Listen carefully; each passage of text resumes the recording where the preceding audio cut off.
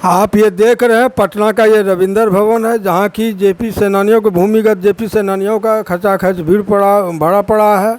आज जेपी सेनानियों का सम्मान समारोह रखा गया है प्रदेश अध्यक्ष संजय कुमार सिन्हा जी के द्वारा। वो अधिवक्ता भी हैं, महान विद्वान हैं हाई कोर्ट के, उन्हीं के द्वारा ये कार्यक्रम रखा गया है सम्मान समारोह। अब देखें आगे इनके द्वारा क्या क्या आयोजन होता है। गीत संगीत, पहले तो दीप प्रज्वलित किया जाएगा, गणमान्य के द्वारा दीप प्रज्वलित किया जा रहा है। उसके बाद दीप प्रज्वलित करने के बाद तत्काल गीत संगीत से कार्यक्रम का प्रारंभ किया जाएगा। आप सुने।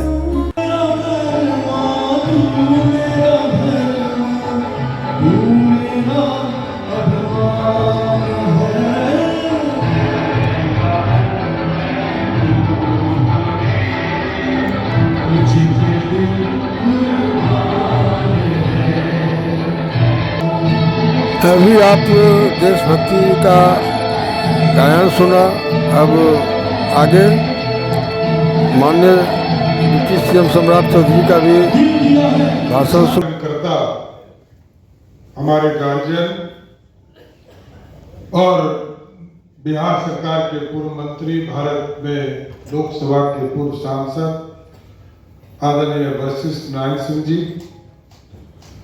इस मंच पर उपस्थित बिहार सरकार के पूर्व मंत्री हमारे भाई साथी आदरणीय श्याम रजक जी,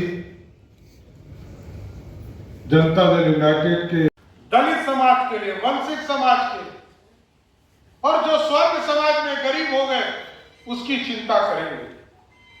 और मैं देखता हूं कि 2005 के बाद जब बिहार में सरकार बनी तो पहली बार यदि महिलाओं को 50% का आरक्षण दिया तो उसी सरकार नीतीश कुमार की सरकार ने देने का था। और आप लोगों को ये सम्मान जेपी सेनानी को एक दर्जा देने का, एक सम्मान देने का काम, पेंशन देने का काम आदरणीय मुख्यमंत्री नीतीश कुमार जी ने किया। और ये जरूर कई लोग हमसे मिलते हैं, मैं तो खगड़िया जिला से राजनीति करता हूं, मेरा घर जरूर मुंगेर जिला है। बांका और खगड़िया के लोग मिलते हैं, कहते हैं कि हमको सिर्फ जेपी सेनानी का पेंशन नहीं मिलता है। और कई जगह से, पूरे बिहार से कई लोग आवेदन लेकर आज भी आ रहे हैं। बीच में कमेटी थी, वो कमेटी अभी समाप्त हो गई है। मैं एकदम आश्वस्त करता हूं, आप लोगों ने जो मांग रखे हैं, मैं माननीय मुख्यमंत्री जी से बात कर जेपी सेनानी के कमेटी को फिर से फॉर्म करूंगा और आपके पेंशन को भी बढ़ाने के लिए उनसे दस्तखत करूंगा, आग्रह करूंगा कि इसको भी बढ़ाने का काम किया है। और कुछ लोग जो छूट गए, जो जेपी सेनानी में जो लोग थे, उनको भी जोड़ने का काम इस सरकार करेगी, ये तरह जरूर आश्वस्त करना चाहते हैं।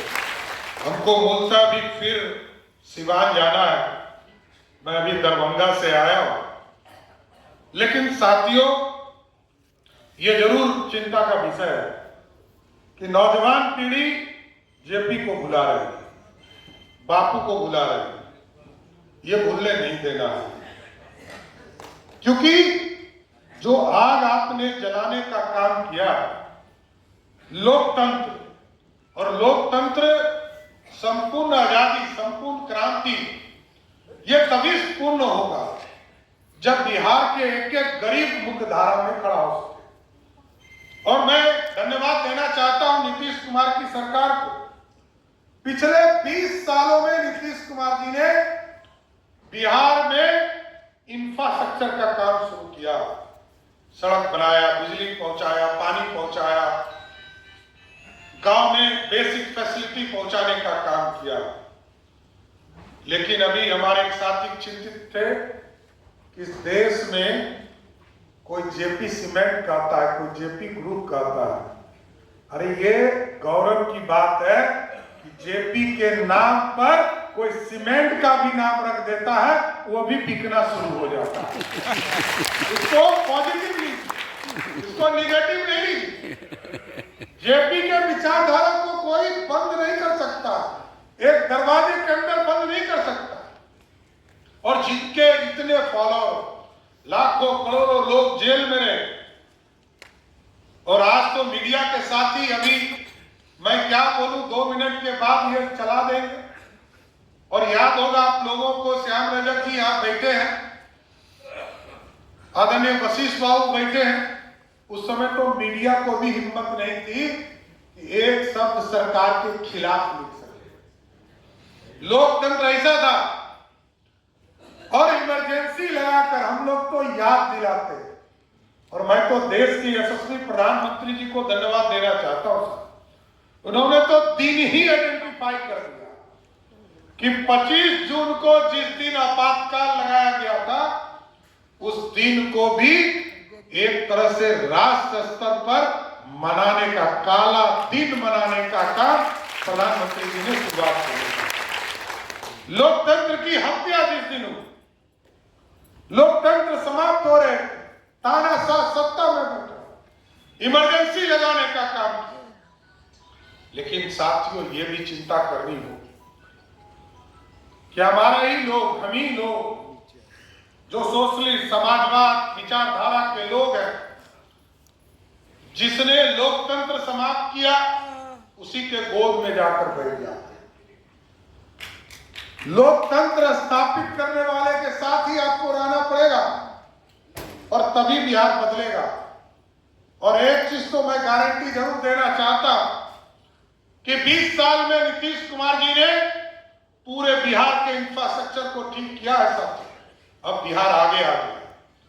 हम लोग, हम और श्याम जी यहाँ पर दोनों मंत्री थे 2005 के पहले की सरकार में, दादा भी मंत्री थे, बसी दादा। और आप याद कीजिए, बिहार जैसे राज्य में जहां 14 करोड़ की आबादी है, वहां का बजट 2000 के पहले 6000 करोड़ था। और आज नीतीश कुमार जी ने इसको बढ़ाकर 6000 करोड़ से बढ़ाकर 3,17,000 करोड़ किया है। ये लोकतंत्र है। और जब तक जीएसटी नहीं था साथियों, तब तक कोई गरीब इस देश में कह भी नहीं सकता था कि इस देश की अर्थव्यवस्था में हमारा योगदान है।